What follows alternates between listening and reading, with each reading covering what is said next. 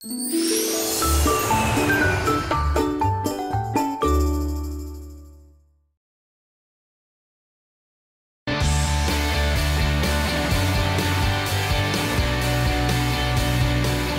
여러분의 아침 햇살이 되고 싶은 남자 김현욱입니다. 굿모닝! 여러분의 아침 공기가 되고 싶은 여자 추혜정입니다. 자, 어느덧 12월의 첫 번째 날이 됐습니다. 이제 날씨가 추워지면 두꺼운 옷을 입게 마련이죠. 근데 이 두꺼운 옷 안에 뱃살을 감출 수가 있으니까 몸매 관리나 다이어트에 소홀해지기 쉬운 계절이 바로 또 겨울이기도 합니다. 네, 겨울에는 가리고 여름에는 열심히 다이어트를 하는데 사실 다이어트 최적의 시기는 바로 겨울이라고 합니다. 이유는 바로 날씨가 추워지면 우리 몸은 자연스럽게 지방을 태워서 기초 대사량을 높이기 때문이라고 합니다. 자, 이렇게 긍정적인 생각을 하면 좋을 것 같습니다. 날씨가 추우니까 짜증나 이게 아니라 네. 내 뱃살을 태울 수 있구나 이렇게 생각하면서 오늘도 긍정적인 마음으로 함께 하도록 하겠습니다. 날씨부터 확인해보죠. 날씨로 출발!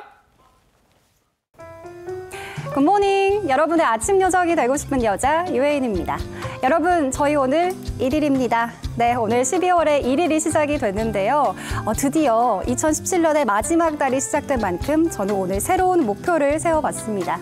여러분도 주말을 하루 앞둔 오늘 천천히 12월의 목표를 세워보시면 어떨까요? 그럼 오늘 날씨 시작하겠습니다.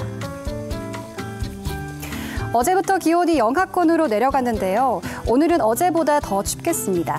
올겨울 들어 가장 추운 날인데요. 서울이 영하 7도까지 내려갔고요. 파주는 영하 12도까지 내려갔습니다.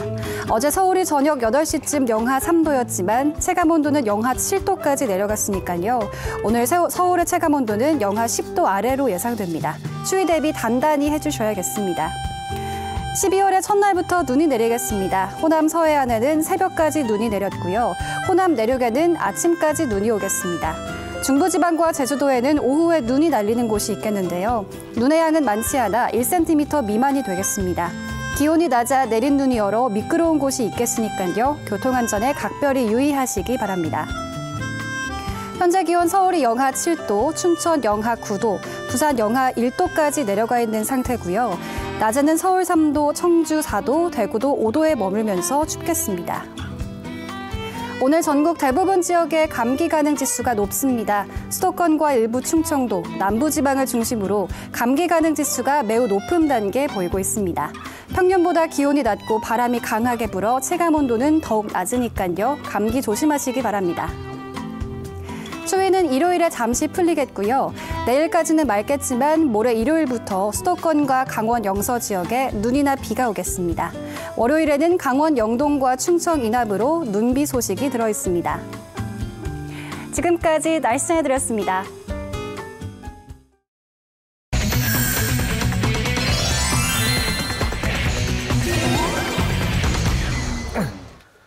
피플 앤 이슈로 함께하겠습니다. 정철진 칼럼니스트 나오셨습니다. 어서 오십시오. 안녕하세요.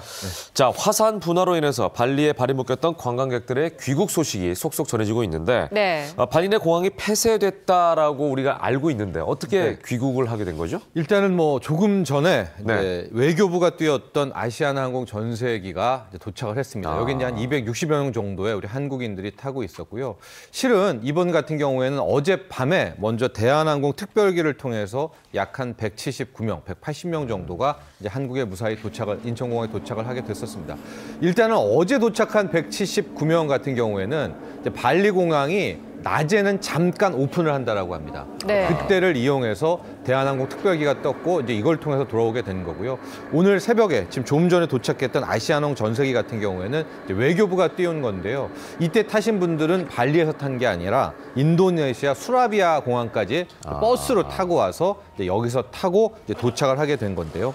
현재 이 발리에는 관광객, 교민 포함해서 한 600여 명 정도가 계시다고 그래요. 근데 지금까지 오신 분들이 한 300명 조금 넘지 않습니까? 그래서 예. 한 200명, 300명 정도가 남아 계신데 이분들도 이제 빠른 조치를 통해서 한국으로 오든지 아니면 다른 곳으로 피신시킬 것이다. 외교부는 계속해서 지원을 할 것이다. 이렇게 입장을 전했습니다. 네, 그런데 다른 나라에 발이 묶인 우리나라 국민을 위해서 이렇게 전세기를 띄운 게 이번이 또 처음이 아니라면서요. 네, 그렇습니다. 이제 오늘 이렇게 전세기를 통해서 한 200명 정도 도착을 하니까 여러 곳에서 잘했다.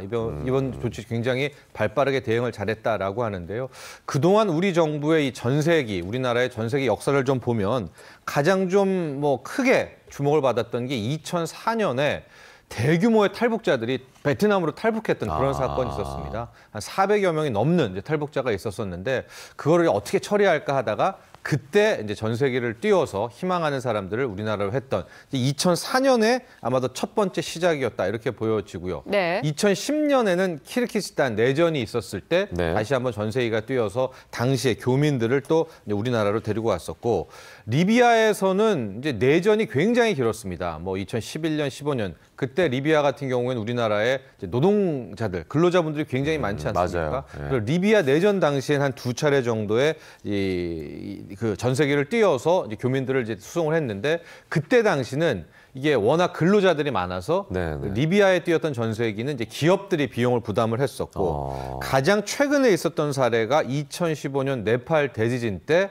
이제 당시에 봤더니 우리 수학여행을 떠난 학생들이 있었던 거예요. 네. 그래서 그때는 이제 전세기를 띄워서 한 100명 정도를 이제 국내로 이제 전세기를 통해서 들어오게 됐는데 당시의 비용은 또 뭐 교육부가 왜냐면 이게 수학여행을 통해서 그러네. 됐다라고 네. 해서 교육부가 부담을 했다라는 사례가 있었습니다. 네, 지금 뭐 전세기를 언제 띄웠는지 지금 정철진 칼럼니스트께서 말씀해 주셨는데 네. 문제는 이제 전세기를 띄우려면 돈이 들지 않습니까? 그렇죠. 그러면 이 비용은 뭐 방금 전에 뭐 기업이 냈다 뭐 이렇게 소개해 주셨는데 네. 도대체 누가 부담하는지도 굉장히 네. 궁금해요. 그렇습니다. 이제 2015년 네팔 대지진 때 네네. 이제 전세기 띄운 이후로 우리나라도 이제는 이 정부가 전세기를 띄울 때 누가 부담을 하느냐, 네. 어느 곳에서 총괄하냐를 좀 어느 정도 규범화, 이 정례화 시켜야 되겠다는 걸 정했습니다. 그래서 그때 당시에 일단 외교부 창구로 일원화를 하자라고 하고 국회에서 예산 확보까지도 했거든요. 15억의 예산까지도 지금 확보가 돼 있는 그런 상황입니다. 근데 이제 앞으로 뭐 특별한 일이 있을 때는 외교부 주최하에 저 15억 원의 예산을 써서 전세기를 띄울 텐데 그 정부가 비용 부담하는 것은 이제 사례를 좀 한정했습니다. 가령 전쟁이라든가 지진이라든가 뜻하지 않는 자연재해가 있었을 때, 내전이라든가 한해서 이제 정부 부담하에 전세기가 띄어서 이제 이게 들고 오게 되는 네네. 건데 이번에 사례를 좀 보면은요, 이 지진이 화산 폭발이기는 하지만 아직 화산이 폭발된 거는 아니잖아요. 예. 그래서 수송을 했기 때문에 아마도 오늘 새벽에, 오늘 오전에 도착하신 분들은 본인이 어느 정도의 비용은 부담을 해야 되는 걸로. 네. 그러니까 완벽하게 정부 부담은 아닌 걸로. 그래서 아마 뭐 합리적인 가격 선에서 이번에 비행기 티켓 값을 아마 승객들이 부담하는 쪽으로 방향이 잡히지 않을까 보여지고 있습니다. 네. 예산도 중요하지만 뭐 무엇보다 안전이 가장 중요하겠죠. 남은 분들도 무사히 귀환할 수 있기를 바라겠습니다. 네. 네, 다음 소식으로 넘어가 보겠습니다. 바로 어제 10년간 알고 지내던 지인을 텃밭에 산채로 묻은 무시무시한 모자가 구속이 됐다면서요. 네, 이게 더욱 충격인 게요. 네. 무슨 조폭들이 아니라 평범한 부부, 그리고 부부의 아들, 이 세 명이 좀 알고 있었던 지인을 텃밭에 생매장했다라는 정말 끔찍한 그런 사건이었었는데요. 더 충격적인 것은 그 부부 중에 남편은 이 경찰 수사가 좁혀오자 또 스스로 목숨을 끊는 자살을 하게 된 이런 사건이었었는데 어쨌든 이제 남은 그 모자를 구속해서 수사가 지금 계속해서 진행 중인 그런 상황이 되고 있습니다. 범행 동기 같은 것들, 특히 이제 범행 과정에 누구 책임이냐가 굉장히 관건이 되고 있죠. 네. 근데 이제 10년이나 알고 지냈으면 굉장히 친했을 텐데 네. 왜 이렇게 잔인하게 죽였느냐가 굉장히 궁금한 부분이에요. 현재까지 경찰이 밝힌 이유로는 잘 설명은 안 됩니다. 그래요? 사건 개요를 좀 말씀드리면은 앞서 말한 그 부부 중에 부인과 지인, 친구가 있었던 모양이에요. 근데 이제 이 부인의 용의자죠. 진술에 따르면은 그 지인이었던 친구가 원래는 뭐 자기네 집에 물건 놓고 간 게 있으니까 가져다 달라 부탁을 했다고 그러죠. 그런데 가서 물건을 갖다 줬는데 나중에 이 지인 살해됐습니다. 네. 나는 그런 부탁한 적은 없다. 근데 너는 왜 우리 집에 들어왔니? 라고 하면서 오히려 절도범으로 고소를 했고 이 때문에 약 벌금 100만 원을 선고를 받았다라고 합니다. 그래서 자신은 그게 너무나 억울하고 화가 나서 이 범죄를 계획했다라는 건데 예. 그렇다고 지금 저 화면은 철원의 그 텃밭의 예. 모습이거든요. 생매장한 그런 모습이었거든요. 그래서 이제 이 부부가 어떤 생각을 했냐면 이제 그 지인을 불러서 뭐 화해하자 이렇게 부른 다음에 그 지인이 커피를 좋아한다고 그래요. 그래서 커피에 수면제를 탔고 수면제에서 이제 정신을 잃어버리자 텃밭에 생매장을 했다라는 거였는데 이게 참 애매하네요. 네, 이유를 세매장이라는 듣고 거가 보니 이게 허무하네요. 참 이게 앞뒤가 안 맞죠. 예. 예. 네, 그런데 또 영장 심사에서 이 씨가 의미심장한 말을 했다고 하는데 어떤 내용이죠? 네, 그러니까 그 부부 중에서 부인입니다. 네. 부인이 무슨 얘기를 했냐면은 자신은 수면제를 먹일 것반했다. 전혀 죽일 의도가 없었다. 안매장하고 모든 죽인 것은 남편이 다 했다라고 하는 건데 제가 앞서도 말했지만 이 남편은 또 자살을 했습니다. 그러니까 네네. 모든 책임을 남편에게 떠넘기려는 이제 그런 하나의 속셈이 아니냐라는 것이고 네. 여기에 그 아들은 또 같이 파문을 좀 도와주는 네. 그 아들은 또 뭔지 이게 참 설명이 안 되는데 일단 구속 수사 중이기는 하기 때문에 네네. 좀 더 자세한 살해 동기 또 이유를 파악하는 것이 관건일 것 같습니다. 네. 자, 충격적인 얘기인데 네. 더 소식이 오는 대로 여러분께 전해드리도록 하겠습니다. 자, 다음 소식으로 넘어가 보죠. 주민 약 3만 600여 명의 치안을 담당하고 있는 이촌 파출소가 네. 철거 위기에 놓였다고 하는데 네. 소송을 낸 것이 고승덕 변호사 부부로 알려지면서 이 공방이 세간의 관심을 모으고 있죠. 그렇습니다. 네. 이제 저도 개인적으로 가장 큰 관심이었던 뉴스입니다. 네. 이게 이촌 파출소가 제가 학창 시절을 여기 앞에서 이렇게 보냈거든요. 그러니까 아마 뭐 동부촌동 지날 때 그 예, 버스 예. 내리는 그 예. 정류장에 볼 수밖에 저쪽 그 네네네. 지하철 뭐죠? 저기 그 4호선 탈 때 저기 거칠 수밖에 없는 예. 그런 곳이거든요. 저기 이촌역이 있죠. 이촌역이 예, 있습니다. 예. 예, 네. 그래서 바로 저 파출소인데 저 파출소를 철거하라는 소송이 걸린 거예요. 네. 그래서 소송 뭐 고소 주체가 누구냐 봤더니 한 법인이었었는데 법인이 중요한 게 아니라 그 법인은 유일한 등기 임원이 있는데 바로 그분이 고승덕 변호사였더라라고 해서 우선 상황을 좀 봤더니 이제 이게 공무원 연금관리공단의 이제 땅이었었는데 네. 그 땅을 고승덕 부부가 한 40억 정도에 매입을 했는데 그 땅 안에 파출소가 있었던 거예요. 예. 그러니까 아마도 파출소 때문에 저 땅의 가격은 조금 낮은 것 같아요. 40억이라는 돈은 좀 그 제값은 아니거든요. 그렇죠. 근데 개발을 못하니까 아마 그랬던 것 같은데 일단 이번에 철거 소송 전에 고순덕 변호사가 이제 파출소가 무단 점거하고 있다라고 해서 매달 240만 원 정도의 월세를 내야 된다. 그래서 그 돈을 또 받았습니다. 예. 그 돈을 받은 다음에 바로 그 다음은 이제 철거 소송까지 이어지고 있어서 이게 이제 이쪽 주민뿐만이 아니라 이제 고승덕 변호사가 갖고 있는 하나의 그런 또 상징성 때문에 굉장히 좀 화두가 되고 있는 그런 상황입니다. 예. 네, 근데 여기서 드는 의문이요. 이촌 파출소에서 어떻게 애초부터 개인의 땅을 또 점령을 하고 이렇게 철거 소송까지 휘말리게 된 건지 네. 궁금하네요. 그러니까 이제 이 동네 분들은 잘 알 텐데요. 이 동네가 이제 당시에는 공무원 아파트가 이렇게 쭉 맞아요, 있었는데 맞아요. 그게 재건축이 된 거죠. 재건축이 되면서 땅이 쪼개졌고 그 가운데 이제 공무원 연금관리공단이 들어오고 70년대 후반부터 저 파출소가 있게 된 겁니다. 그래서 이제 공무원 연금관리공단이 쭉 보유를 하다가 일정 부분 쪼개서 저 땅들을 팔게 된 거죠. 그리고 그 중에 파출소가 있는 땅을 고승덕 변호사 부부가 이제 40억 원에 이제 매입을 하게 된 건데 네.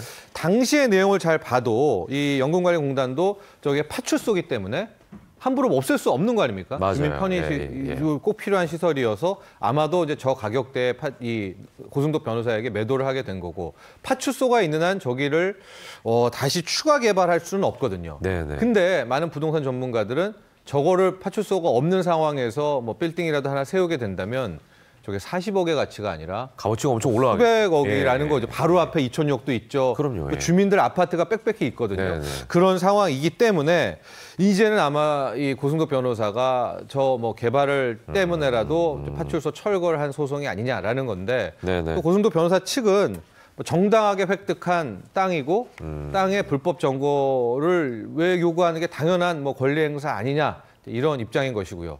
주민들은 파출소가 굉장히 큰 도움이 된다. 그럼요. 예. 예. 저거를 철거해서는 또 안 된다. 이런 입장이기도 하기 때문에 이 이촌 파출소 철거 소송 이제 시작일 것 같아요. 앞으로 계속해서 그러네요. 다양한 예, 이야기가 예. 나올 수 있을 네. 것 같습니다. 네, 다음 소식으로 넘어가 보겠습니다. 바로 어제 오전에 발표가 됐죠. 한국은행이 6년 5개월 만에 기준 금리를 인상했다고 합니다. 네. 이제 최저금리 시대가 끝이 나는 거죠. 네, 그렇습니다.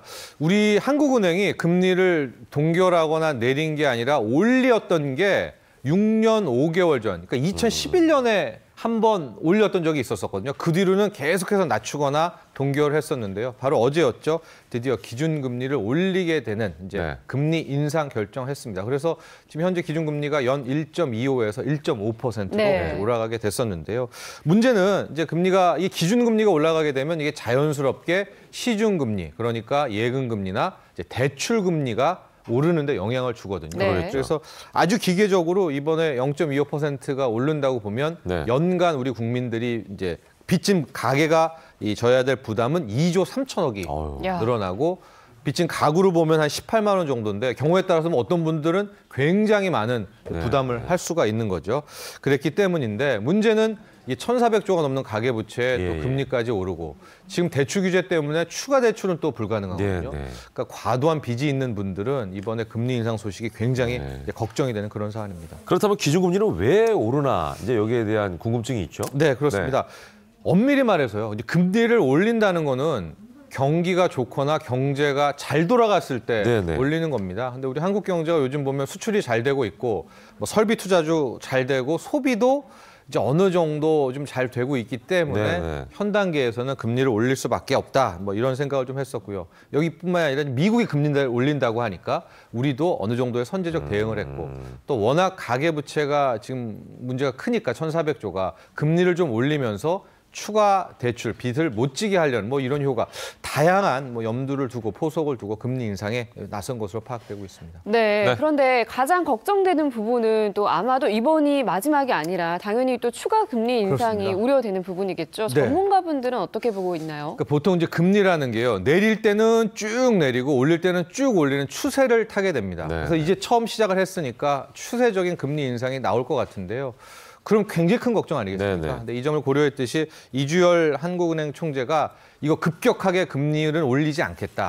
굉장히 천천히 올리겠다라고 몇 번이나 강조해서 얘기는 했지만 네. 이게 또 한국은행 뜻대로 되지는 않습니다. 그래서 당장 한 내년 1분기 정도에 한 3월 전에는 추가 인상이 추가적으로. 한번 있을 것으로 시장은 또 그렇게 전망을 하고 있습니다. 네. 자, 다음 예로 넘어가 보죠. 얼마 전에 그 평창 롱패딩이 열풍을 일으켰다라는 얘기를 저희도 전해드렸는데 네. 이번에는 휴대전화를 사려고 무려 6박 7일이나 줄을 서서 기다린 사람들이 있다고 하는군요. 그렇습니다. 네. 평창 롱패딩 같은 경우에는 서공동 롯데점에서 줄을 서게 서울역까지. 서울역까지 예, 갔던 그 얘기를 예, 전해드렸죠. 그런 기록이 있는데요. 요번에 나오는 이 진품경은 이제 아이폰 X, 아이폰 X이라고 하죠. 프리미엄 폰인데 역시 한정판입니다. 네. 근데 굉장히 고가예요. 150만 원 상당인데 이것을 먼저 사려고 6박 7일, 일주일을 기다렸던 분이 있었다. 이분이 막 배도 고프고 그랬는데 네. 인스턴트 식품으로 배를 채우면서 이제 이거를 참. 네, 그 1위를 이제 차지하면서 갖게 됐었는데 네. 이게 이제 한정판 마케팅, 한정판 뭐 상술 뭐 이런 정도로 이렇게까지 해야 되느냐라는 이제 조심스러운 지적도 또 함께 나오고 있는 그런 상황입니다. 네. 네, 이 추운 날씨 속에 노숙을 하거나 또 기다리는 사람끼리 몸싸움까지 한다고 하니까 참 이 한정판이 대체 뭔가 싶은데 그렇죠. 어떤 심리 때문에 이렇게 열광을 하게 되는 걸까요? 근데 저는 솔직히 이런 심리가 없거든요. 네, 저는 네. 한정판을 특별히 소장하고 싶다는 생각은 없는데 네. 많은 소비자들이 저 한정판이라는 이 몇 개 안 된다는 그렇죠. 거에 저것을 내가 갖겠다라는 것들이 소비 욕구를 굉장히 자극한다라고 아. 합니다. 자막에도 나오지만 소유욕이겠죠. 그렇습니다. 예. 마케팅 뭐 언론에 네, 나오는 네, 얘기인데 그랬기 때문에 저게 상술과 이제 결합이 예. 되면서 저렇게 한정판일 때는 굉장히 많은 네. 이제 수요가 몰리는 경우인데요. 또 한켠에서는 저 한정판을 산 다음에 되팔려는 아. 수요, 예. 아. 그 장사를 하려는 수요까지도 그런 분들도 만들게 되면서 있겠네요. 예. 지금 보십시오, 저 줄 쓴 그러네요. 분들. 예, 예. 자, 영상으로 보는 이슈 마지막으로 전해주시죠. 네, 우리나라의 최초의 고속도로가 경인 고속도로입니다. 네. 근데 최근 이 경인 고속도로가 확 바뀌고 있다라고 하는데 어떤 모습일지 영상을 통해서 확인하시죠. 1968년 12월 21일 개통한 경인고속도로. 조국 근대화를 다짐하는 약진의 길 고속도로가 우리나라 역사상 처음으로 그 개통을 봤습니다. 당시 도로 주변엔 건물 한 채 없었지만 산업화의 상징이었습니다. 그러나 수도권 인구가 급증하면서 교통체증과 생활권 단절 등 각종 문제가 지적됐습니다. 이에 따라 인천 구간 일부가 일반 도로로 전환됩니다. 전환 구간은 인천 기점부터 서인천 나들목까지 10km 정도로 전체 도로의 43%에 해당합니다. 전환 구간의 제한 속도는 자정부터 시속 100km에서 60km로 낮아졌습니다. 그동안 경인고속도로는 출퇴근길 정체가 극심했습니다. 그 교통이 너무 막혀가지고 부천 쪽으로 해가지고 빠져서 서울 쪽으로 해가지고 그렇게 돌아가고 그렇습니다.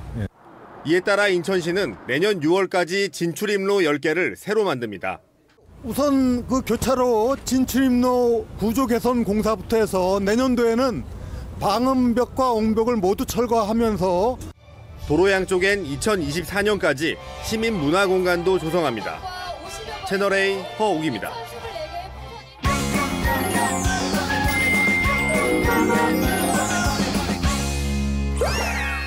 네, 시청자 여러분 안녕하십니까? 차차차 뉴스의 김현욱입니다. 평년보다 일찍 찾아온 겨울 한파와 대설 예보가 잇따르면서 올겨울 눈길은 또 얼마나 막히고 위험할지 한숨부터 나오는 게 모든 운전자들의 마음일 텐데요. 네, 더 큰 문제는 따로 있습니다. 도로가에서 설핀 녹은 눈이 기온이 갑자기 내려가면서 살얼음으로 변하는 일명 블랙아이스 현상인데요. 네. 문제는 이것을 눈으로 인지하기가 쉽지 않아서 눈길보다 더 위험하다는 얘기까지 나오고 있습니다. 자세한 소식 한규렛 기자가 보도합니다.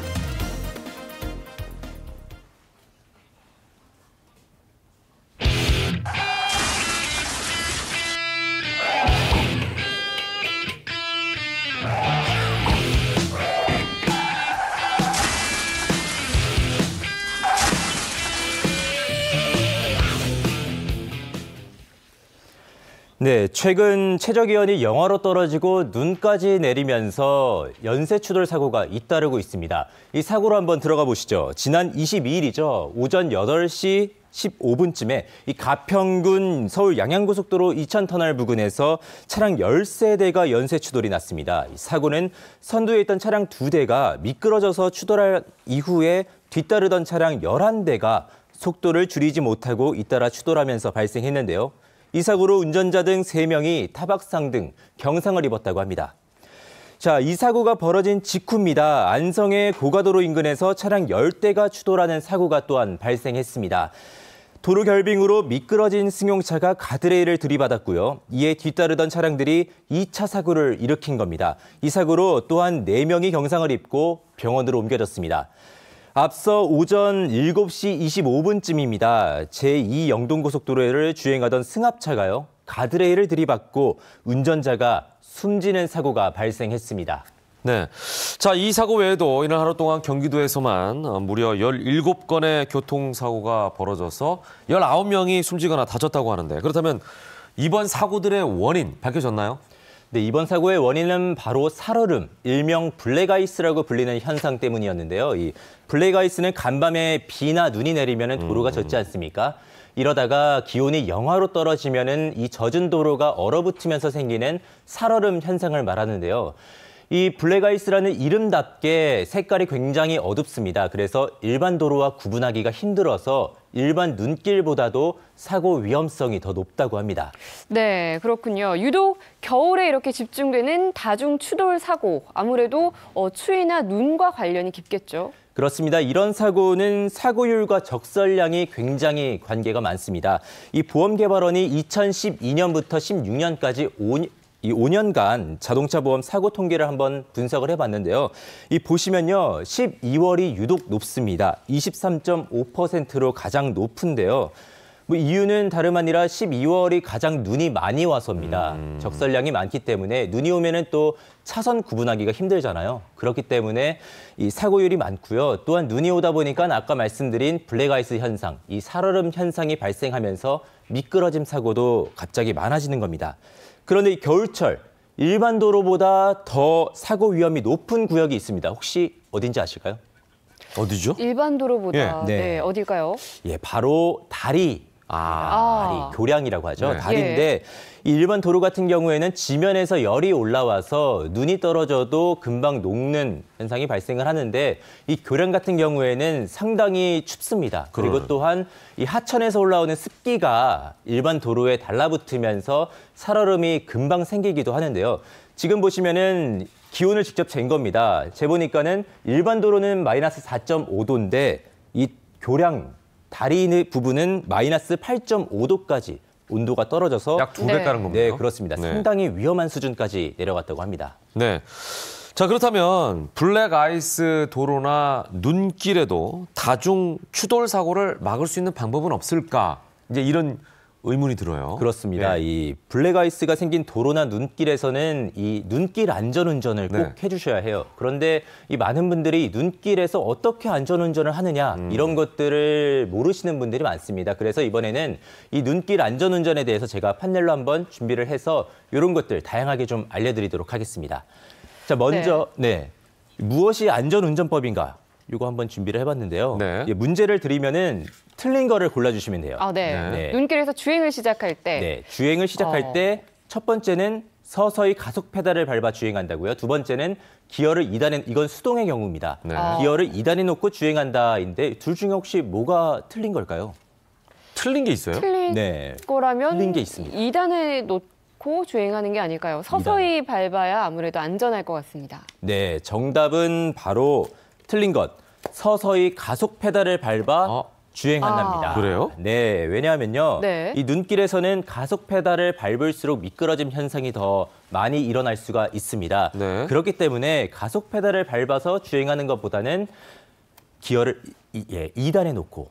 예. 왜냐하면은 1단보다 2단이 구동력이라고 하죠. 바퀴에 전달되는 힘이 더 강합니다. 예. 그렇기 때문에 더 잘 미끄러질 수 있다고 합니다. 네. 이런 경우 이제 오토매틱이라고 그러죠. 요즘에 이제 그렇죠. 기어 자체가 자동으로 네네. 바뀌니까 그런 경우 이제 수동으로 또 바꿀 수 있는 경우가 있으니까 네. 2단으로 놓고 가는 것도 괜찮은 방법일 것 같네요. 네, 그렇습니다. 오토인 경우에도. 예. 자, 다음은요. 예, 다음 판넬 한번 보시죠. 네. 자, 보시면요. 다음 거는 2번 문제입니다. 네. 오르막길을 운전할 때인데요. 네. 이제 보시면요. 1번, 최대한 빨리 오르막을 벗어난다. 2번, 앞차가 가는 길을 그대로 따라간다. 이 둘 중에 한번 뭐가 틀린 건지 맞춰보시겠습니까? 이거는 앞차가 가는 길을 그대로 따라간다가 틀릴 것 같아요. 왜냐면 미끄러질 수 있으니까. 아, 그렇죠. 그럴 예. 수 있겠죠. 예. 네. 저도 같은 생각이에요. 같은 생각이십니까? 예. 자, 보시면요. 틀린 것은 바로 최대한 빨리 오르막을 벗어나는 이것이 틀린 겁니다. 그래요? 빨리 네, 그렇습니다. 벗어나야 되지 않나요? 근데 아까 말씀드린 것처럼 이 눈길에서 가속 페달을 밟을수록 더 미끄러짐 현상이 가속화되기 때문에요. 네. 이 눈길에서는 무조건 이 가속 페달을 밟는 것보다 앞차가 가는 길에는 이 눈길을 밟은 흔적이 있지 않습니까? 네. 그런 곳을 지날 때 마찰력이 더 상승을 한다고 합니다. 그러게서 앞차가 가는 길이 보인다면은 그 네. 길을 따라서 운전을 하시는 게 안전 운전을 하시는 가장 좋은 방법이라고 할 수가 있겠습니다. 예, 우리가 이제 눈이 많이 내리면 사실은 그 앞 사람이 밟고 간 그 발자국을 따라서 가는 경우가 맞아요. 있는데 네. 그거랑 똑같은 원리네요. 네, 예. 맞습니다. 자, 다음은요. 네, 세 번째입니다. 눈길에서 차량을 정차할 때 이번에는 차량이 쓸 때를 예상을 해봤습니다. 네. 네, 1번은요. 기어를 변속하며 엔진 브레이크로 정차를 한다. 2번은 사이드 브레이크로 정차를 한다. 둘 중에 뭐가 틀린 걸까요? 엔진 브레이크가 틀렸지 않을까요? 왜냐면 사이드 브레이크가 좀 더 확실하게 강하니까. 네, 힘을 줄 수 있을 것 같아요. 그럴 수 있겠죠. 네.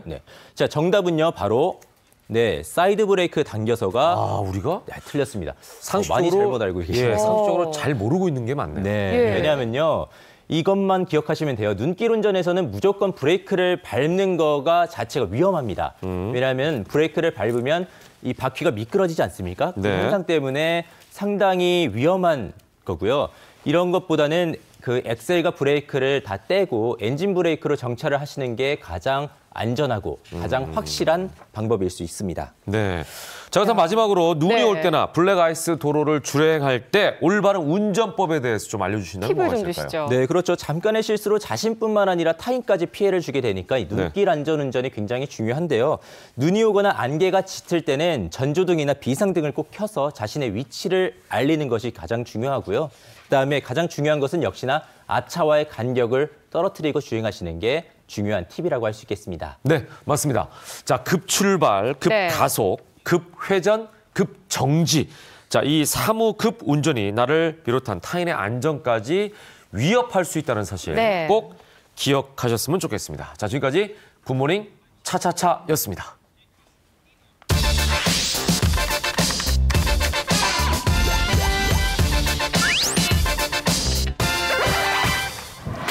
자, 생방송으로 함께하겠습니다. 김현웅의 굿모닝 지금 시간은 8시입니다. 네. 이번에는요, 연예계 가장 핫한 소식을 전해드리겠습니다. 주간 핫토픽 시간입니다. 네, 함께할 두 분 소개해드리겠습니다. 홍종성 대중문화 전문기자 나와주셨고요. 어서 오십시오. 반갑습니다.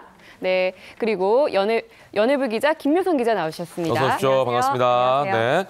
자, 이번 순서는 연예계의 어떤 스타가 맑은 날씨를 맞았고 또 어떤 스타가 흐린 날씨를 맞았는지 먼저 연예계의 기상을 알려드리는 시간을 먼저 진행하도록 하겠습니다. 연예 온도. 네. 최정 씨 전해주시죠. 네.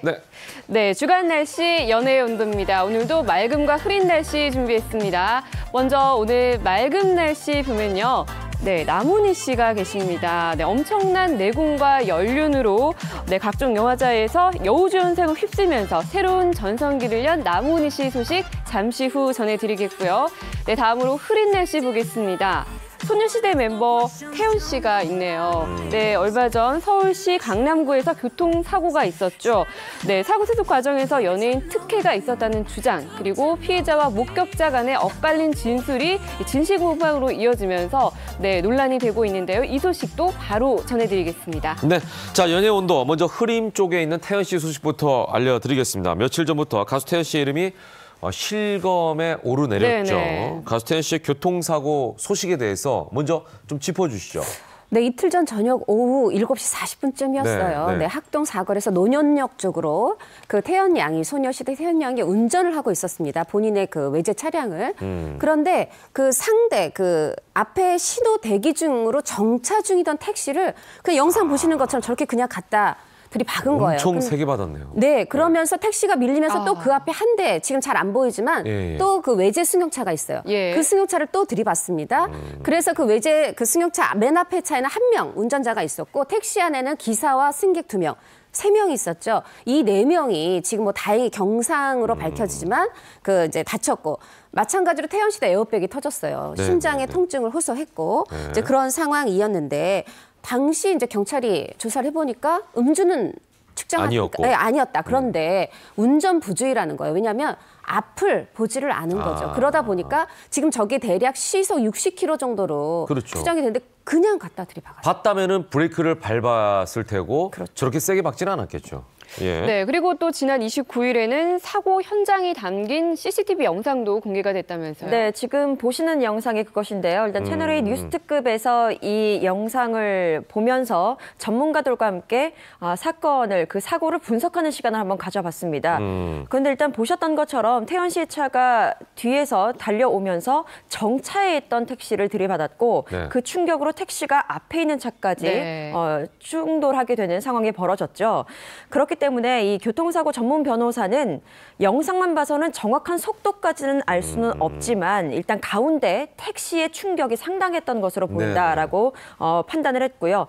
또한 또 다른 연구위원은 영상만 봤을 때는 일단 태연의 운전 부주의가 명백해 보인다. 라고 판단을 했습니다. 이제 문제는 이 운전 부주의와 관련된 건데 사고 목격자 중 한 명이 조수석에서 애완동물을 봤다는 거 아니에요? 네, 애완동물 검은색 푸들이 목에 그 줄이 묶여져 있지 않은 채 조수석에 있었다는 건데 묶여져 있었다고 해도 이게 도로교통법 위반입니다.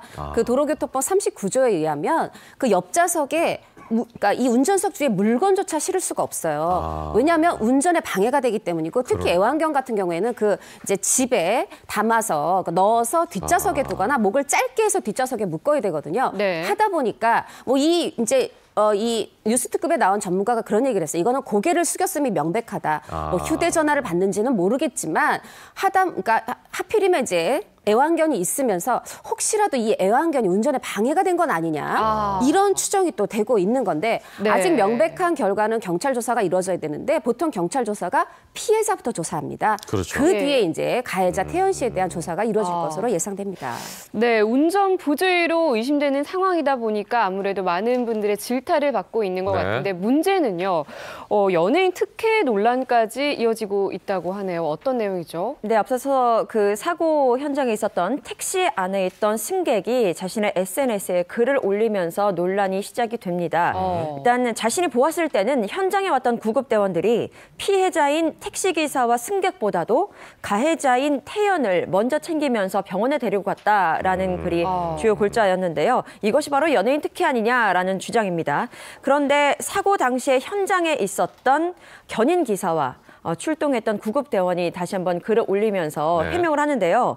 응급 상황 매뉴얼대로 행동을 했을 뿐이다. 그리고 태연 씨는 구급차를 타고 이동한 것이 아니라 현장에 매니저가 도착했고 매니저의 차를 타고 이동을 했으며 구급대원 입장에서는 피해자, 가해자의 중심을 두고 구급 조치를 하는 것이 아니라 부상의 정도에 따라서 경미한 부상자는 좀 추후에 하기도 하기 때문에 이것은 절대로 특혜가 아니라는 입장을 내세웠습니다. 그런데 논란이 좀 사그라들지 않고 있는 이유는 사고 현장에서 또는 그 추후에 태연 씨가 피해자들에게 사과를 했는지 안 했는지 유무가 또 논란이 됐는데요. 이 때문에 팬들이 SNS에 태연 씨 보고 공개 사과를 해라라고 글을 올리게 됐는데 태연 씨의 입장은 이렇게 내용이 이랬어요. 애기야, 이건 공개적으로 사과할 일이 아니라 당사자들에게 사과를 해야 하는 일이란다. 언니도 운전 조심할게 라는 다소 덤덤한 반응을 보이면서 태연 씨의 태도에 대해서 문제를 삼는 시각 또한 있는 것이 사실입니다. 네, 요즘에 이제 연예인 특혜라는 말이 많이 나오는데 사실 이제 연예인 특혜 그러면 어떤 그 연예인이기 때문에 이 사람에게 줬던 어떤 그 이로운 부분에 대한 얘기였잖아요. 이게 이제 보통 대학 입시 때나 나오는 얘기였는데 최근에는 연예인 특혜로 논란이 된 스타들이 꽤 많이 나오고 있어요. 그렇죠. 배용준, 박수진 부부가 지금 도마에 올랐습니다. 이번 8월에 둘째 임신 소식 전하면서 굉장히 많은 팬들의 사랑을, 축하를 받았는데 사실 이제 생각해보면 지난해 10월 23일 날 첫째 아이를 낳았어요. 아들이었죠. 근데 조산을 했습니다. 조산했으니까 당연히 이제 인큐베이터에 이제 들어간 게 맞는데 문제는 여기서 새치기 논란이 일었어요. 뭐냐면 원래 이제 그 좌석이 그 인큐베이터 안에서도 그 집중 치료실은 미큐실은 8자리밖에 안 된다 그래요. 그러다 보니까 거기서 좀 회복이 되면 그 다음 단계 이렇게 일반 병실까지 옮겨가는데 이 이제 박수진, 배용준 부부 같은 경우에 2달 내내 아이가 거기 있었다는 거예요. 그렇다면 누군가는 못 들어간 게 아니냐. 이런 이제 논란이 있는 거고 또 하나는 여기가 감염이 굉장히 중요하기 때문에 조부모가 그 면회가 안 돼요. 부모만 하루 2번이 되는데 어떤 분이 이 글을 쓴 분이 나는 제왕절개해가지고 휠체어 이제 밀고 가는데 휠체어 밀고 가는 친정엄마도 못 들어가게 했는데 박수진 씨 같은 경우에 친정엄마와 들어가더라. 심지어 매니저도 들어가더라. 물론 매니저는 손 씻는 곳까지만 갔다고 박수진 씨가 해명을 했는데요. 이게 문제가 뭐냐면은 그 이제 조부모가 대동했을 뿐 아니라 그럼 뭐 하러 갔느냐. 모유 수유 연습을 하러 갔다는 거예요. 근데 원래 여기가 그 아이가 빠는 힘이 없기 때문에 조산아라서 미숙아라서 그래서 이 모유 수유를 직접 할 수가 없습니다. 여러 가지 이제 위반한 게 아니냐라고 이제 문제 제기가 일어난 거고 병원 측에선 아니다. 의료진의 판단 아래 조부모 들여보낸 거다. 그리고 글 쓴 당신도 조부모와 함께 들어간 적 있지 않느냐 이런 식의 반응을 보이고 있습니다. 근데 말씀하신 이 게시글이 정말로 사실이라면 연예인 특혜라고 볼 수도 있을 것 같은데요. 이 논란이 있은 이후에 박수진 씨나 병원 측에서 어떤 해명이 있었나요? 박수진 씨는 일단 자신의 SNS에 해명의 글을 올립니다. 일련의 어떤 논란에 대해서 일단 매니저가 출입한 것은 많으나 출입이 가능한 곳까지만 왔었다라고 이야기를 했고요. 앞서서 병원 의료진들에게 도너츠를 제공했다라는 이야기도 있었는데 이것은 맞지만 역시 음식물이 반입이 가능한 곳까지만 반입을 했을 뿐이다라고 해명을 했고요.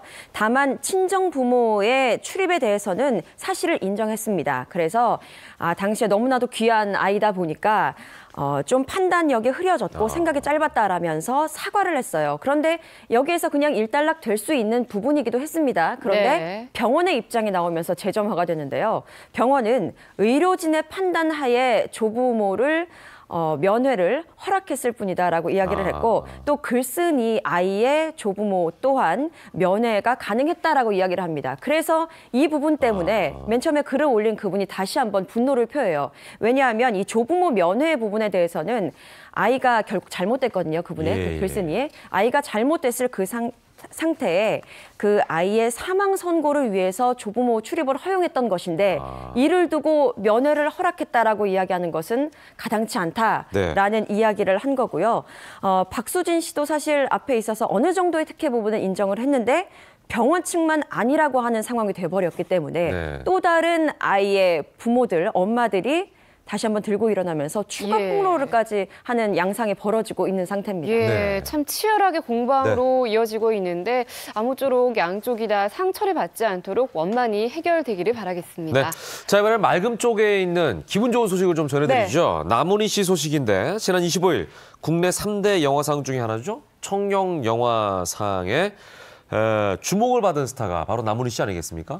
맞습니다. 여우주연상 받았는데 나이가 77살이에요. 1963년에 청룡영화상 생긴 이래 최고령 수상자인데 사실 이게 또 처음이 아니죠. 10월 달에 서울 어워즈 또 같은 11월 달에 평론가들이 주는 한국영화평론가협회상, 영평상까지 정말 이 여우주연상 금관을 3개를 받았어요. 정말 대단한데 그 나문희 씨가 1961년도에 성우로 시작을 했습니다. 그러니까 벌써 뭐 연기 시작한 지 56년 된 거잖아요. 근데 보세요. 성우 시작했다가 드라마로 가서 뭐 어머니로서 할머니로서 다 섭렵하고 이제는 극장까지 넘어가서 스크린까지 장악하고 있습니다. 대단합니다. 요즘은 근데 또 수상뿐만 아니라 수상 소감까지 같이 화제가 되고 있는데 이번에 나문희 씨는 굉장히 담담하고 진심 어린 수상 소감을 밝혔다고요? 네, 그렇습니다. 본인도 굉장히 떨리셨을 텐데 역시 이 연륜은 무시 못하는 것 같아요. 자신의 이름이 호명되는 순간 인자한 미소를 지으면서 무대에 올랐습니다. 그리고 모두를 빵 터뜨리는 수상 소감을 전하는데요. 저도 보면서 굉장히 웃었습니다. 일단 지금 96살이신 친정어머니, 그 친정어머니의 하나님께 감사드리고 그리고 나문희, 나의 부처님께 감사드린다라고 하면서 종교 화합의 장을 마련했습니다. 그러네요. 이곳에서 모두가 빵 터졌고요. 또 오늘 사실 마음을 비우고 와야지 했는데 굉장히 떨렸고 욕심도 나더라라고 솔직한 심경을 전하면서 사실 동료들은 많이 가고 떠난 상태인데 나는 이렇게 남아서 좋은 상을 받는다라면서 먼저 떠난 많은 동료들을 언급하기도 했고요. 또한 후배 연기자들이 굉장히 연기를 잘한다라면서 칭찬 또한 빠뜨리지 않았습니다. 그리고 마지막으로 나의 친구 할머니들도 나처럼 이렇게 열심히 해서 자신의 자리에서 상을 받았으면 좋겠다라고 훈훈하게 마무리를 지었습니다. 앞으로 이 나문희 씨는 이제 더 많은 영화와 드라마에서 만날 수가 있다고 하는데 굉장히 기분 좋은 얘기예요. 맞습니다. 먼저 그 영화 레슬러 만나보게 되실 것 같은데 상대 배우가 유해진 씨예요. 거기다가 나문희 씨 보면 수상한 그녀. 이번 그 I Can Speak도 그렇고 이 휴먼 코미디 장르의 데모거든요. 근데 또 한 번 이 휴먼 코미디를 이제 내놓으면서 이 레슬러 또 총망 받고 있고 거기다가 또 그 다음에는 지금 보시는 거 I Can Speak이고요. 그 다음에 또 이준호 씨, 2PM의 이준호 씨랑 드라마 할 건데 사실 이 I Can Speak에서도 저렇게 보시듯이 젊은 배우랑 같이 호흡이 좋았잖아요. 이재훈 씨랑. 네, 이재훈 씨랑. 근데 이번에 또 이준호 씨랑. 그 다음에 영화가 또 기대됩니다. 드라마가 나의 아저씨인데 아들이 3명 있어요. 오달수, 이성균, 송세벽. 또 재밌을 것 같아요. 기대 많이 해주십시오. 이 굉장히 나름대로의 그 특징이 있는 배우들 3명과 함께 또 호흡을 맞추시는군요. 나문희 씨 정말 에너지가 식을 줄을 모르는 것 같은데요. 그 에너지 관객들에게 좀 앞으로도 오래오래 전해주시길 바라겠습니다. 자, 다음 얘기로 넘어가 보겠습니다. 지난주에 실시간 검색에 계속 오르내렸던 스타가 있습니다. 바로 원조 얼짱 스타 박한별 씨인데요. 그녀가 자신의 SNS를 통해서 아주 행복한 소식을 전해왔습니다. 그것도 하나가 아닌 2개라고 하는데 뭐죠? 네, 박한별 씨가요. 자신의 SNS에 비장한 듯한 문장 하나를 올립니다. 그동안 꽁꽁 숨겨두었던 비밀을 하나 공개합니다라고 밝혔는데요. 바로 임신 4개월 소식이었어요. 예비 엄마다라는 소식이었고요. 그와 동시에 예비 아빠와는 이미 혼인신고를 마쳤고 내년에 정식으로 결혼식을 올릴 예정이다라고 전했습니다. 보는 사람들이 아주 깜짝 놀랐는데요. 박한별 씨는 소중한 선물이 자신에게 와서 하루하루 아주 기쁘고 감사한 마음으로 살고 있다고 벅찬 마음을 표현을 했고요. 네. 사실 계획대로라면 지난 10월에 이 예비 남편과 결혼식을 올릴 예정이었습니다. 그런데 드라마에 출연을 하게 되면서 자연스럽게 결혼식은 또 미뤄지게 됐는데 그 사이에 아기가 이렇게 생기면서 깜짝 발표를 하게 됐습니다. 네, 박한별 씨 정말 겹경사인데요. 이 겹경사를 함께 축하받아야 할 사람 바로 예비 신랑이겠죠. 어떤 분이죠? 네, 일단 동갑내기라고 하고요. 예. 4년, 근데 3년 정도는 친구, 1년은 애인으로 그렇게 지내다가 그래요? 네, 이렇게 결혼에 이르게 됐는데 금융업 종사자라고 그래요. 대단한 능력인 것 같아요. 뭐 미국, 중국, 일본 대상으로 뭐 인수합병이라든가 이런 컨설팅하는 그런 일을 하고 있고 게다가 키도 훤칠하고요. 외모도 잘생겼다고 알려지고 있고요. 왜 취미가 같으면 더 가까워지잖아요. 골프 함께 치면서 또 친해졌다고 하고 주변 사람들한테는 사실 저 애인 있어요라고 이렇게 얘기를 해왔다고 하더라고요. 아, 그래요? 네네. 예. 사실 이제 많은 분들이 박한별 씨의 그 남자가 누구냐 때문에 많이들 막 검색해 보시고 찾아보셨을 텐데 인터넷에서 예비 신랑으로 올라온 분이 이제 앵기업 분이 소위 아니셨어요. 그러다 보니까 예비 신랑으로 거론된 사람이 한두 명이 아니네. 뭐 이렇게 생각하는 분들이 많이 있었거든요. 근데 보면요, 이 박한별 씨의 남편이 동갑내기의 금융업 종사자라고 굉장히 간단하게 알려졌었어요. 그러다 보니까 여러 가지 추측이 있었는데요. 그 추측이 제법 꽤 구체적이었습니다. 첫 번째는요, K그룹 회장의 외아들인 이 K그룹 그 김모 상무다라고 알려졌는데 박한별 씨와 동갑이기 때문이죠. 동갑이라는 건 점이 공통점이고 또 증권회사에 다니고 있기 때문에 금융업 종사자 맞잖아라고 된 거예요. 그런데 이 소문은 금방 사그라들었습니다. 왜냐하면요, 이 김모 상무는 이미 아이가 둘입니다. 기혼자이기 때문이고요. 두 번째 루머는요. 이 K증권 소속의 채권 브로커다라는 구체적인 소문이었는데 역시 박한별 씨와 동갑이고 재산이 1,000억 원대라는 이런 소문까지 퍼지게 됐는데 역시 남편은 아니었습니다. 왜냐하면요, 이례적으로 이 K증권 측에서 발표를 했어요. 우리 회사에는 박한별 남편이 없다. 그리고 채권 브로커 중에는 1984년생 박한별과 동갑은 없다라고 이례적으로 선을 그었기 때문인데요. 루머들이 계속해서 이어지니까 박한별 씨 측도 이렇게 밝혔습니다.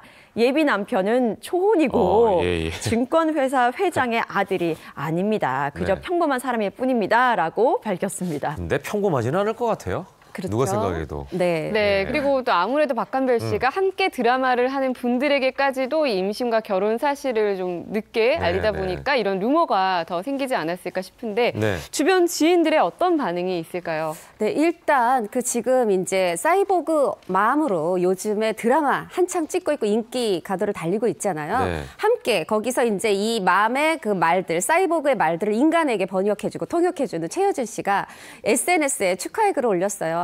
와, 별이 닮은 아이 낳아서 행복하게 살아라. 이제 진짜 맘이 되는 거 축하해. 이제 이렇게 했는데 제가 어젯밤에 이제 같이 이 드라마에 출연하고 있기도 하고 미용실을 같이 이용하고 있는 황보라 씨랑 통화를 했어요. 그랬더니 정말로 남자친구는 그동안 스스럼 없이 얘기를 해왔대요. 그런데 이 임신과 결혼 얘기는 하지 않아서 본인도 깜짝 놀랐다. 좀 조심스럽겠죠? 네, 그렇죠. 그래서 너무 근데 같이 내일처럼 기쁘고 너무 감사하다 그런 얘기를 했는데 박한별 씨가 이 얘기를 안 한 이유가 있었어요. 왜냐하면 이 드라마 안에서 막 하이힐 신고 달리고 조난 당하고 이런 장면들이 있는데 이걸 얘기하면 모두를 불편하게 하죠. 제작진이 좀 그렇죠. 그래서 선혜은 PD가 너무 고맙다. 그러나 근데 PD한테는 알렸다고 해요. 그래서 PD의 보호 아래 촬영이 이루어진 거니까 또 시청자 여러분들이 너무 걱정하지 않으셔도 됩니다. 네, 그리고 드라마를 함께한 스태프나 배우들도 사실 이렇게 박한별 씨의 임신 소식을 몰랐었는데요. 역시 우리 사이버 수사대 누리꾼들은 어느 정도 가늠을 하고 있었습니다. 왜냐하면 엄청난 능력이에요. 네, 그렇습니다. 지난 5월 시점까지도 굉장히 또 구체적으로 언급을 하기도 했는데 왜냐하면요, 그 5월에 배우 주상욱 씨와 차리은 씨의 결혼식이 있었습니다. 그런데 이때 부케를 받은 사람이 바로 박한별 씨였기 때문이죠. 그 이후에 이제 임신 소식과 결혼 소식이 알려지면서 이때부터 결혼을 준비해온 것이 아닌가라고 추측을 했는데 그럼 차이른 씨는 알고 있었나? 그랬을 수도 있겠죠. 예. 야, 저 그런데 부캐에서 힌트를 얻었네요. 연예인들 네. 결혼식 때 부케를 받는 또 다른 스타들이 굉장히 많잖아요. 예. 그때 보면 결혼 준비하는 거 아니에요? 왜 부케를 받죠? 라고 했을 때 대부분의 부케 받는 분들이 아니에요. 그냥 받을 사람이 없다고 해서 네, 그냥 네, 제가 네. 친구로서 받은 것뿐이에요. 라고 하지만 대부분이 다 결혼을 했습니다. 합리적인 의심으로 보시면 되겠습니다. 그러네요. 자, 어쨌거나 박한별 씨 너무 축하를 드리겠습니다. 네. 인연은 따로 있다라는 그런 얘기가 떠오를 정도로 정말 기가 막히게 이렇게 네.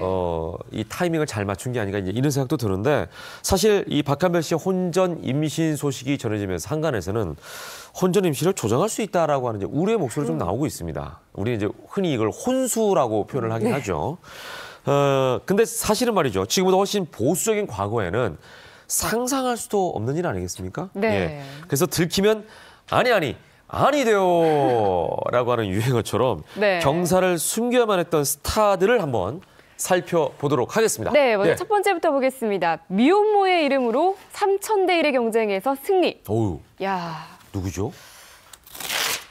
네, 박원숙 박원숙 씨네요. 씨네요. 예. 제가 박원숙 씨 얘기를 조금 해드릴게요. 이분이 결혼을 3번을 하셨는데 사실은 첫 번째, 두 번째가 같은 분이에요. 아, 그래요? 네, 같은 분하고 결혼하고 이혼했고, 네, 그리고 다시. 이제 세 번째 분은 이제 굉장히 동일한 종교를 가지고 이제 그런 분이 자고 결혼을 했는데 또 그런 부분에 있어서 또 이혼을 하게 됐는데 이 바로 미혼모 얘기는 첫 번째 때 얘기인데 그래요? 네, 사실 이제 박원숙 씨가 중앙대 재학 시절에 이 남편을 만났는데 남편이 연출을 하던 분이에요. 네. 그러니까 배우 지망생인데 연출을 하던 분 굉장히 도움도 많이 되고 동경하게 됐겠죠. 네, 네. 근데 어느 날 그때 통행금지가 있었잖아요.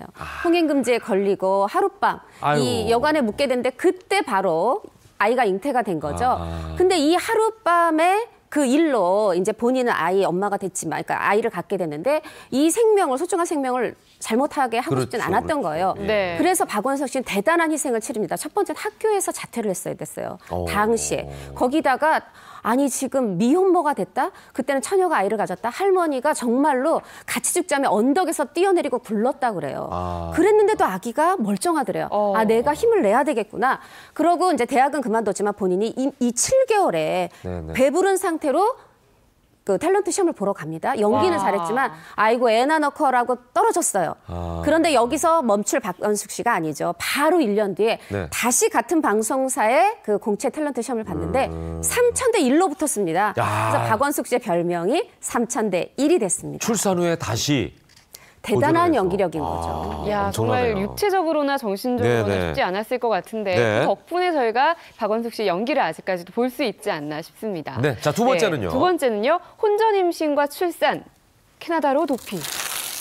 네, 이성미 씨. 대공원 이성미 씨인데요. 지금 보시는 분들도 이런 일이 있었어라고 싶으실 겁니다. 예, 예, 근데 예. 과거에 이성미 씨가 한 예능 프로그램에 나와서 자신의 이야기를 진솔하게 풀어낸 적이 있습니다. 네, 네. 미혼모라는 사실이 알려진 후에 여자 연예인으로서 감당할 수 없는 고통을 받았다라고 심경을 전했는데요. 네, 네. 또 아들을 낳았던 그 당시는 80년대 중반입니다. 때문에 지금보다 훨씬 더 보수적이었고요. 또 엄격한 그 잣대로 여자 연예인들을 바라봤던 시기였기 때문에 네. 굉장히 힘들었는데 어떠한 사실이 부풀려지고 또 마치 자신에 대한 모든 것을 본 것처럼 이야기하는 사람들이 굉장히 무서워서 네, 힘들 네, 때 네. 아무도 만나지 않고 골방에서 숨어 지냈다라고 과거를 회상했는데요. 네, 네. 날카로운 시선 속에서 힘겹게 아들을 출산을 했고 좀 미혼모의 자식이다라는 소리를 듣지 않게 하기 위해서 굉장히 엄격하게 아들을 키웠는데 그렇게 주변 시선을 그냥 보면서 전전긍긍 살다가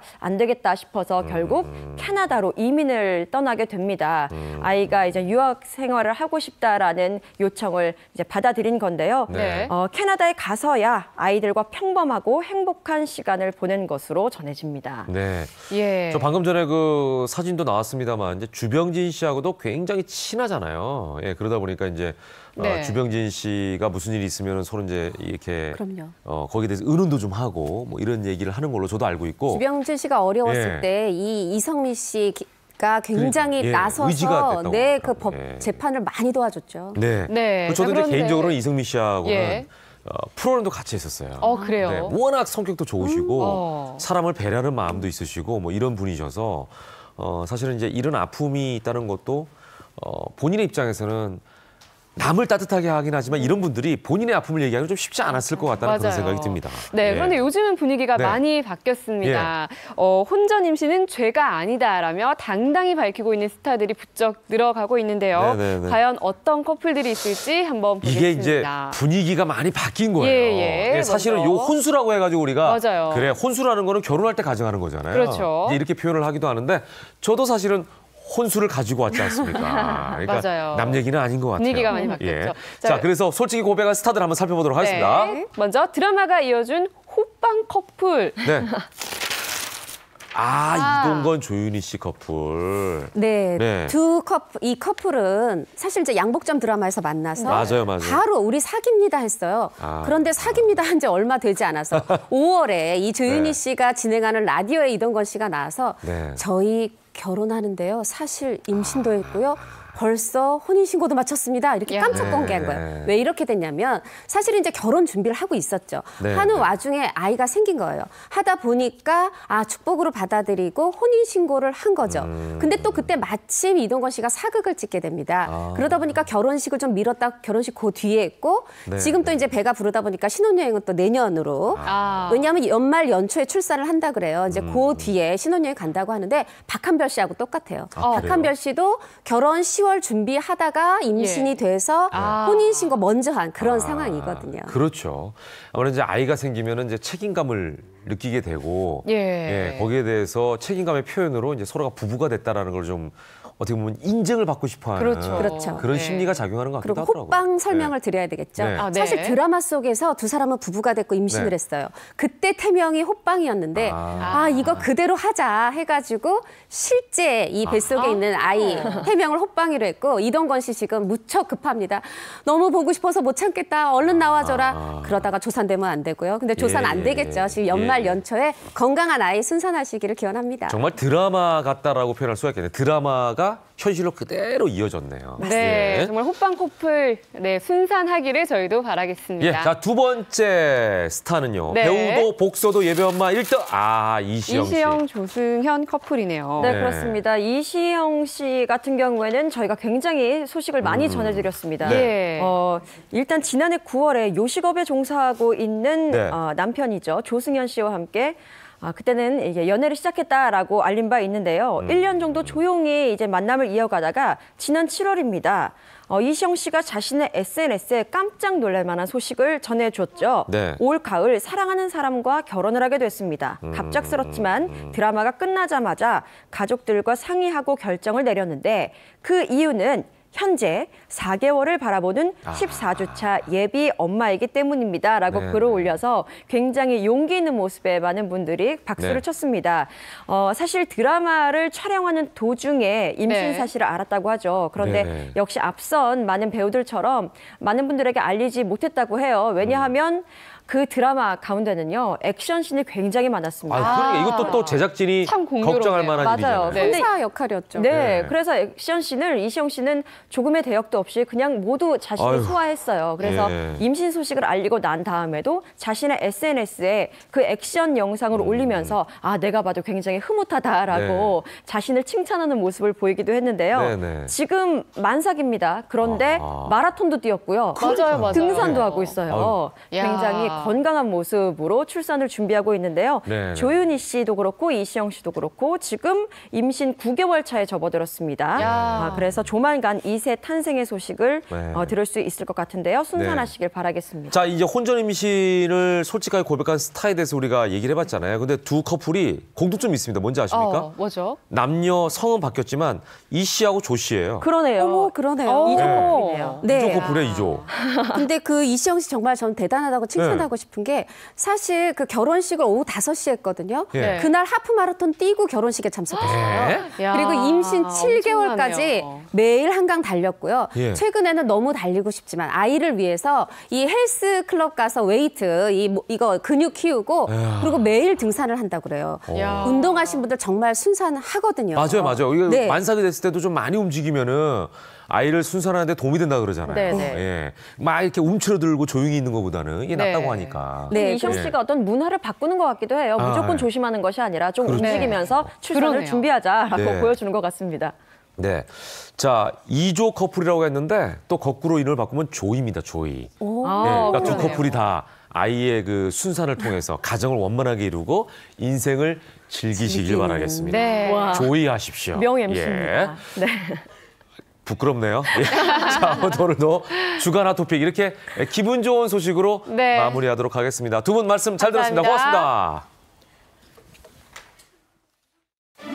한 해를 마무리하는 연말은 각종 모임과 행사가 많은 시기인데요. 연말에는 파티죠. 연말 파티 준비. 여러분의 가장 큰 고민은 무엇인가요? 보통은 손님을 초대하니까 이제 대접해야 될 음식이죠. 분위기를 좀 연출하고 싶는데 어떻게 장식을 해야 될지 모르겠어요. 최근에는 홈파티가 대세. 연말 시즌 특별한 홈파티를 계획하고 있다면 주목. 홈파티 고수에게 배우는 특급 비법. 지금부터 공개합니다. 연말 모임의 최대 고민은 뭐니 해도 머니. 저렴하고 간편한 방법으로 고급스럽고 특별한 파티를 즐긴다는 홈파티 고수를 찾아가 봤는데요. 과연 그녀의 손끝에서 어떤 마법이 펼쳐질까요? 안녕하세요. 홈파티의 고수 2인장 주부. 그녀의 법칙은 단 2가지. 쉽게 구할 수 있는 재료로 폼나게 만들어보자 해가지고 소세지와 햄을 이용해서 요리를 만들어 볼 건데요. 소시지와 햄만으로 파티 음식을 만든다고요? 주로 굽거나 졸여서 먹는 햄. 반찬기에 단골 손님 햄을 고를 때도 똑똑하고 신중하게 선택해야 한다는데요. 햄의 원산지보다 중요한 게 바로 식품 첨가물이라는 거거든요. 식품 첨가물이 첨가가 됐는지 안 됐는지를 확인하고 구매를 하셔야 돼요. 원산지를 보는 것보다 식품 첨가물이 없는 햄을 고르는 것이 좋다는데요. 그 이유는 무엇일까요?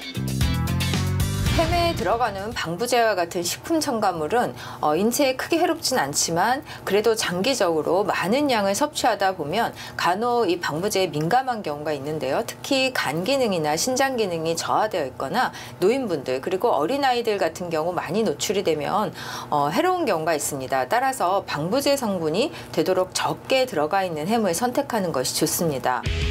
때문에 최근에 식품 첨가물을 뺀 무첨가 제품들이 인기. 칠면조고기라든가 전분 그리고 닭고기 등을 사용한 저급한 육가공 제품이 육가공 시장의 주류를 이루었었습니다. 100% 국내산 돼지고기 그리고 그 무전분, 그 무방부제를 원칙으로 도입해서 소비자들이 그 믿고 드실 수 있는 그 육가공 제품을 공급함으로써 육가공 시장에 큰 변화를 줬다고 생각을 합니다. 똑똑하게 골라 믿고 먹을 수 있는 햄. 과연 어떤 요리로 탄생할까요? 홈파티 음식 어렵지 않아요. 첫 번째 요리는 플라워 토스트. 플라워 토스트의 기본 재료는 슬라이스 햄과 식빵만 있으면 되는데요. 정말 이걸로 준비 끝인가요? 플라워 토스트라는 이름을 붙였으니까 우리가 꽃 모양을 만들어줘야 되잖아요. 그렇다면 좀 얇게 밀어줘야지 이렇게 돌돌 말릴 수가 있기 때문에 이제 식빵을 좀 얇게 미는 게 좀 포인트예요. 먼저 식빵을 밀대로 얇게 밀어줍니다. 그리고 컵을 이용해서 식빵과 슬라이스 햄을 동그랗게 찍어내는데요. 준비한 햄을 식빵 위에 놓고 돌돌돌 말아 꽃 모양을 만들어줍니다. 머핀 틀에 넣고 녹인 버터를 골고루 발라준 뒤 오븐에 10분 정도 구워주면 완성! 네모 반듯한 토스트는 가라! 한떨기 아름다운 꽃처럼 변신한 플라워 토스트! 정말 예쁘네요. 홈파티 음식 어렵지 않아요. 두 번째 요리는 소시지 탕수육. 탕수육의 메인 재료는 길쭉한 소시지 그리고 간단한 채소와 소스 재료만 있다면 준비 끝. 우리 집에 소세지 이만큼 있는데 또 이것 때문에 돼지고기 사고 이렇게 번거로운 일 하지 마시고요. 한 입으로 잘라가지고 맛있는 소시지 탕수육 만들어 볼 테니까요. 먼저 소시지를 한 입 크기로 먹기 좋게 잘라줍니다. 그리고 튀김옷을 입힌 뒤 기름에 튀겨내는데요. 다음은 소스 만들기. 간장을 넣거나 케찹을 넣으면 색깔이 달라지거든요. 대신 소세지 자체도 맛이 강하기 때문에 소스까지 강해지면 맛이 부딪혀요. 느끼한 맛을 잡아주는 채소는 마지막에 올려주고요. 그 위에 뜨거운 소스를 뿌려주면 되는데요. 당신의 입맛을 저격할 새콤달콤 소시지 탕수육 완성! 홈파티 음식 어렵지 않아요. 마지막 요리는 햄초밥. 햄초밥의 메인 재료는 통조림 햄과 밥, 그리고 단촛물 재료와 김만 있으면 되는데요. 밥에 식초, 소금, 설탕으로 만든 단촛물을 넣어 밑간해줍니다. 햄을 먹기 좋게 썰어 노릇노릇 구워주고요. 동글동글 뭉친 밥 위에 햄을 넣고 무순을 얹어 장식을 해줍니다. 그리고 김으로 말아주면 완성! 푸짐하고 먹음직스러운 햄초밥. 예쁘고 너무 맛있어 보이죠? 여러분도 한번 만들어보세요. 홈파티 고수의 손끝에서 탄생한 화려한 햄 요리. 두 번째, 간단한 소품으로 집안 분위기 바꾸기. 예쁜 소품으로 식탁 플레이팅을 시작하는 홈파티 고수. 그런데 갑자기 종이 접기를 시작하는데요. 숫자지를 이용해서 꽃볼을 좀 만들고 있었어요. 꽃볼이요? 네, 이런 거 하나만 만들어놔도 파티 분위기가 훨씬 살거든요. 습자지를 여러 장 포갠 후 앞뒤로 번갈아가며 부채 모양을 접습니다. 접은 종이의 가운데를 철사나 끈으로 단단하게 묶은 후 종이 끝을 물결 모양으로 잘라주세요. 마지막으로 종이의 양쪽을 한 장씩 펼쳐 모양을 잡아주면 꽃볼 완성! 이 꽃볼이 분위기를 살려줄 또 하나의 비법이 있었으니 길이감을 좀 다르게 주는 것도 분위기가 굉장히 많이 달라지거든요. 그래서 약간 지그재그로 연출해 주시면 좋을 것 같아요. 식탁 위에 꽃볼을 매달아 주기만 하면 화사한 파티 분위기를 내는데 안성맞춤이겠죠? 어때요? 정말 고급스러운 파티장 못지않은 분위기. 여기에 맛깔스러운 음식까지. 작은 소품으로 180도 바뀐 집안 분위기에 햄으로 만든 무한 요리까지. 완벽한 연말 홈파티 준비 끝!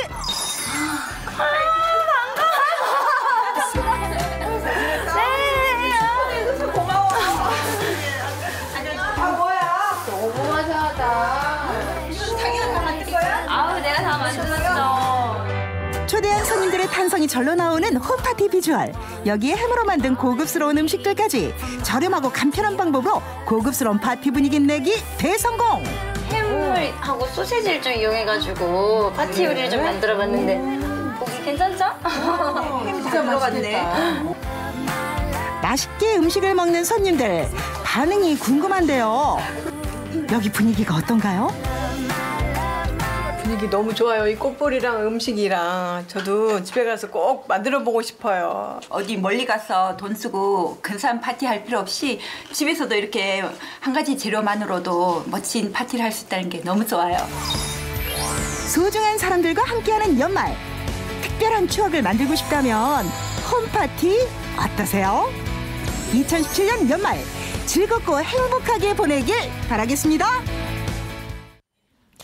자, TV 속 상황을 보고 연상되는 한자를 공부해보는 시간, 연상 한자. 오늘은 과연 어떤 상황이 펼쳐질지 잠시 후에 확인해 보시고요. 네, 그리고 특별한 날이 되면 어린이들이 가장 손꼽아 기다리는 것 바로 장난감일 텐데요. 그런데 이 장난감이 예전과는 많이 달라졌다고 합니다. 단순히 가지고 노는 것을 뛰어넘어서 창의력을 키워준다고 하는데요. 대체 어떤 것들이 있을지 화면으로 만나보시죠. 아이들의 친구가 되어주는 장난감. 하지만 단순히 놀이를 위한 장난감의 시대는 끝났다. 장난감이 변하고 있다. 인형 뭐 그런 거 퍼즐 뭐 고루고루. 좀 색깔이 알록달록한 인형을 좀 많이 사줬었는데요. 지금은 이제 나무 쌓기, 이제 창의성 발달에 도움이 되는 장난감을 좀 많이 사고 있어요. 시대에 맞게 변하고 있는 장난감. 아이들의 감각을 키워주고 생각을 넓혀주는 똑똑한 선생님. 장난감의 진화, 놀면서 창의력을 키운다. 원하는 모양대로 만들 수 있는 블록 장난감. 다양한 블록을 가지고 놀 수 있는 이 블록방이 요즘 인기라고 합니다. 집중도 더 잘 되고 재밌어요. 움직일 것 같아서 만들 때 기분이 좋아요. 캐릭터를 TV에서만 보다가 그 캐릭터를 실제로 만들어 보니까 굉장히 좋아하고 더 호기심이 많아지는 것 같아서 작은 블록을 만지다 보면 소근육 발달에도 도움을 줄 것 같고 아이가 상상력이 풍부해져서 이 뭐 설명도를 보고 만드는 것뿐만 아니라 스스로 상상을 해서 만드는 게 되게 많더라고요. 다양하고. 아이들의 창의력이 더해지면 단순한 모양의 블록들도 상상 속의 장난감으로 다시 태어난다.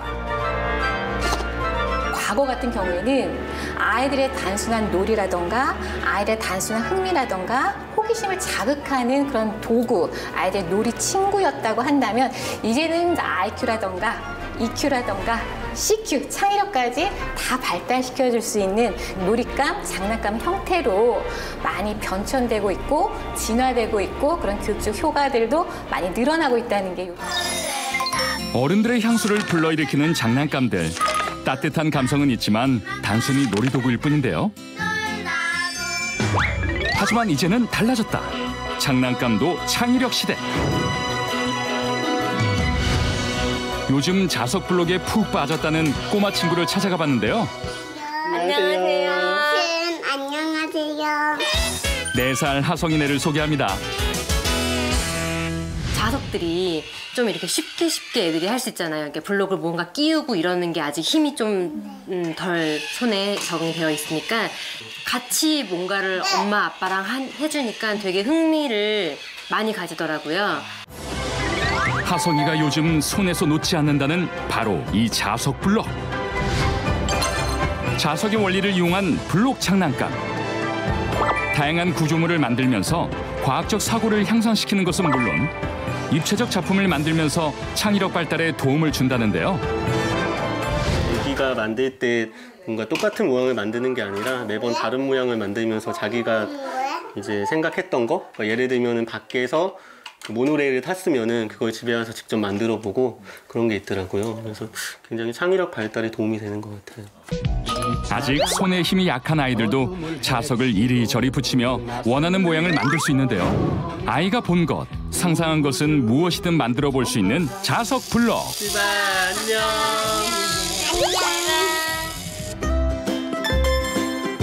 그리고 엄마 아빠와 함께 자석 블록을 가지고 놀면서 의사 표현도 부쩍 늘었다는 하성이. 케이크 이렇게 만드는 거야. 그래? 이거 반짝반짝하는 건 뭐야? 불. 불이야? 응. 오. 우와, 하성아 고마워. 이거 하성아 촛불 불어줘.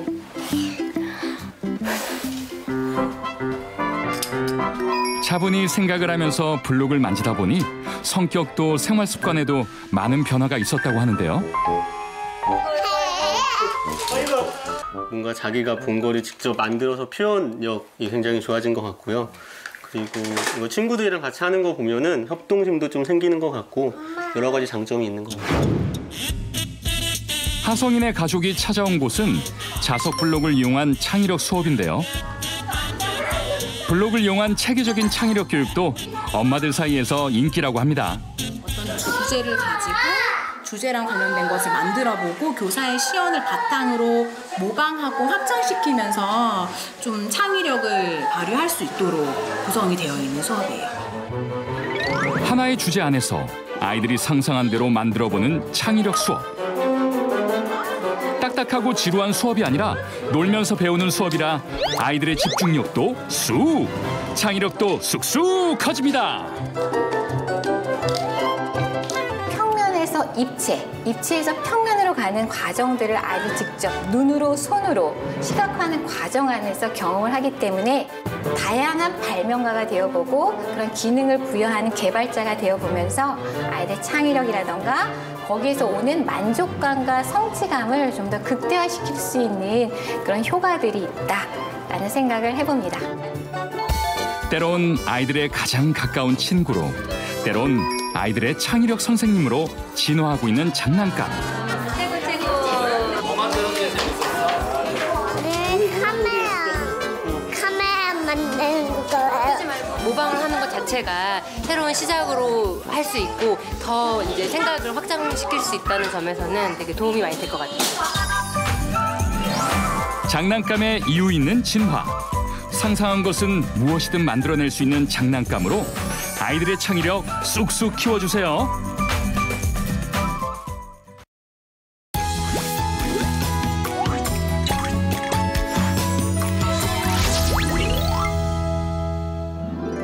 안녕하세요. 굿모닝 연상한자의 장하순입니다. 오늘도 쉽게 연상에 공부하는 한자 공부 시간 가져볼 텐데요. 오늘 배워볼 한자는 사람인입니다. TV 속 장면을 보면서 사람인이 들어간 단어를 떠올려 보겠습니다.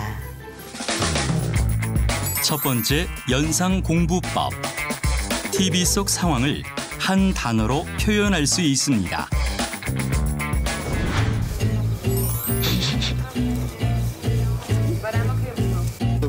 Oye, por favor, me muero. Hello. Hello, 안녕하세요. 안녕하세요. 안녕하세요. It's my baby. What's his name? Ratatouille. Ratatouille. Yeah. Yeah. Where are you from? I'm from Russia. Russian? My sweetie is Siberian Husky. 잘 보셨나요? 게스트 하우스에 간 뚜이와 최연석이 외국인 손님들과 처음 만난 상황. 이번에 배울 한자 단어는 무엇일지 느낌이 오시나요? 여기서 잠깐. 게스트 하우스에서 외국인 손님과 처음 만난 상황에서 연상되는 사람 인이 들어간 한자는? 제가 찾은 단어는 인사인데요. 그럼 오늘 찾은 단어 인사. 한 글자씩 배워볼까요? 오늘의 한자 인사. 사람 인 일사. 인사는 사람인과 일사로 이루어진 한자인데요. 서로 알지 못하던 사람끼리 자기를 소개하는 일이나 마주 대하거나 헤어질 때 예를 표하는 일을 뜻합니다. 사람이는 사람이 허리를 굽히고 서 있는 것을 옆에서 본 모양을 본뜬 한자입니다. 사람 인. 사람, 인간을 의미하는 글자. 사람 인. 일사는 깃발을 단 깃대를 손으로 세우고 있는 모양을 본뜬 한자입니다. 일사. 역사의 기록이라는 뜻이 일이라는 의미로 발전된 글자. 일사. 이번에는 사람인을 붓으로 하는 한자들로 이야기를 만들어 볼까요?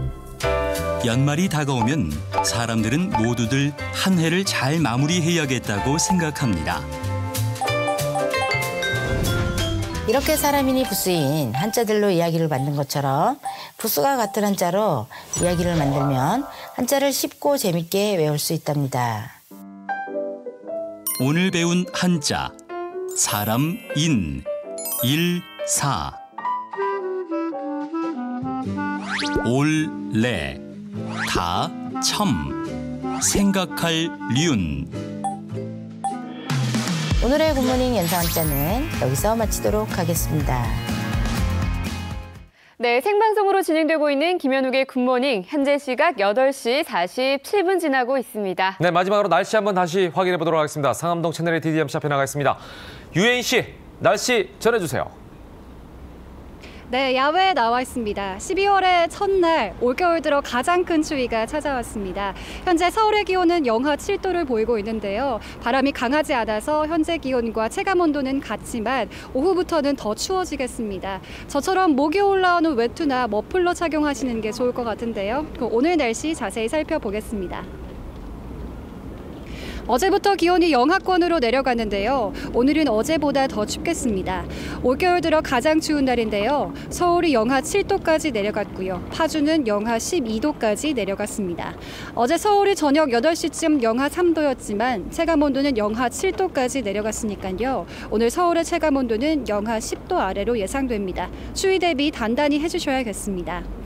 12월의 첫날부터 눈이 내리겠습니다. 호남 서해안에는 새벽까지 눈이 내렸고요. 호남 내륙에는 아침까지 눈이 오겠습니다. 중부지방과 제주도에는 오후에 눈이 날리는 곳이 있겠는데요. 눈의 양은 많지 않아 1cm 미만이 되겠습니다.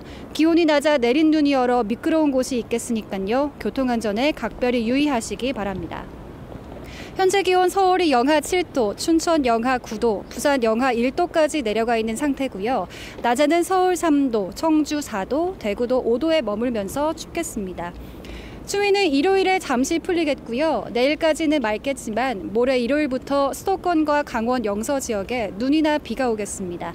월요일에는 강원 영동과 충청 이남으로 눈비 소식이 들어 있습니다.